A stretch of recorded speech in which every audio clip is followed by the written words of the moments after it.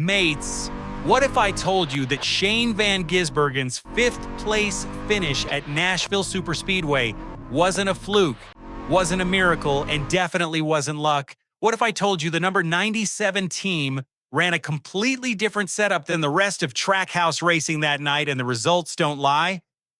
Because while Ross Chastain and Connor Zilisch were both folding their race cars into the wall with brake rotor failures, our Kiwi legend was up front swapping paint with Kyle Larson for the lead of a Cup Series race on a concrete oval. Let that sink in. A bloke who just months ago couldn't crack the top 20 on an oval was holding off a 2-time Cup champion on fresh tires. So here's the question burning up SVG forums from Auckland to Adelaide. Was Trackhouse actually holding Shane back this whole time? Was it sabotage? Was it neglect? Or was it something far more uncomfortable that the number 97 crew finally cracked the code their teammates couldn't?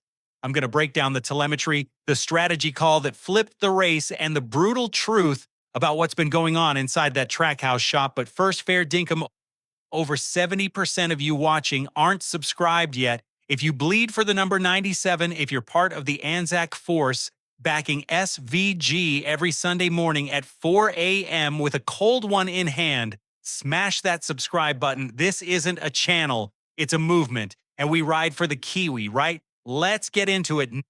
Nashville Superspeedway, 1.33 miles of unforgiving concrete, the kind of track that's chewed up and spat out every road course ace that's ever tried to convert.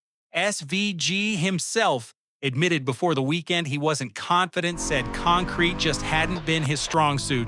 So how did this race become his career-best oval finish in 64 Cup Series starts? Let's start with the cold facts. Qualifying got rained out Saturday. SVG rolled off 10th based on the performance metric, a respectable spot but nothing flash. From the green flag, he hung around the back of the top 10, solid, steady. Then came the moment everything changed. Lap 35, competition caution.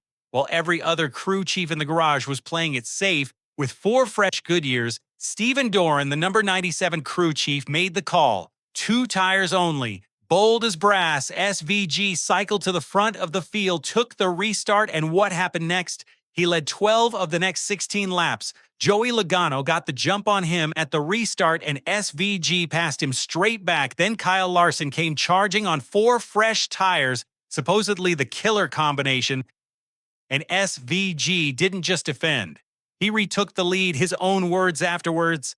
I was surprised how much grip we had on the 2 tires. Translation, mates, the car was a weapon. The setup was that good. But here's the kicker. Here's where it gets interesting. Listen to what SVG said after the race. You start up front and your car feels so nice, and then you go to the back on strategy and it just felt like a bucket of expletive. A bucket of what now? That's not a man describing a balanced race car. That's a man describing a car that's brilliant in clean air and absolutely cooked in traffic. And that, my friends, opens up a much bigger conversation. Stop. Rewind. Think about this for a second. 2 of Trackhouse's 3 cars, Chastain in the number 1 and Connor Zilisch in his Cup entry, both suffered brake rotor failures at Nashville. Both crashed out, both done before lap 81. And what did the number 97 team tell SVG when he got nervous on the radio? And I'm quoting directly from crew chief Stephen Doran here. Their setup was different. Different. That one word changes everything.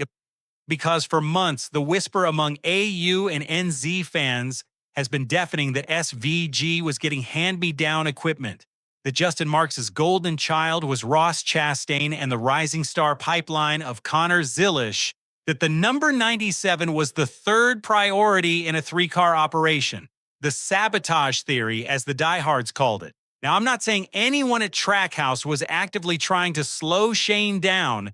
That's conspiracy nonsense, and let's leave that on Reddit where it belongs. But neglect, equipment disparity, a you-figure-it-out mate attitude from the top brass, that's a different beast entirely, and the evidence is starting to pile up like firewood. Look at the numbers. Over the last 3 Cup Series races, Watkins Glen, Charlotte 600, And now Nashville SVG has averaged a 5.67 finish, second best in the entire series. The only bloke better in that stretch, Tyler Reddick, at a 5.0 average. That's elite top-tier championship caliber form. And it lines up to the day with when the number 97 team apparently started cooking their own setups, their own brake packages, their own strategy calls, while the rest of Trackhouse copy-pasted from the company manual and ended up in the fence. Doran and SVG quietly built their own playbook. So tell me, mates, sabotage or skill? Type fair in the comments if you reckon Trackhouse gave SVG a fair shake. Type biased if you think the number 97 only got good once they went their own way. I read every single comment, and the ANZAC verdict matters on this one.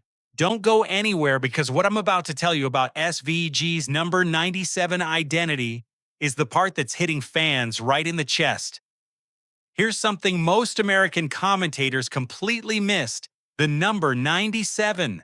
That number isn't just a digit on a door panel. The last bloke to win in a Cup number 97 was Kurt Busch back in 2005. That's 20 years of silence on that number, 2 decades of a proud racing number gathering dust in the NASCAR record books until Shane van Gisbergen put it back on the radar.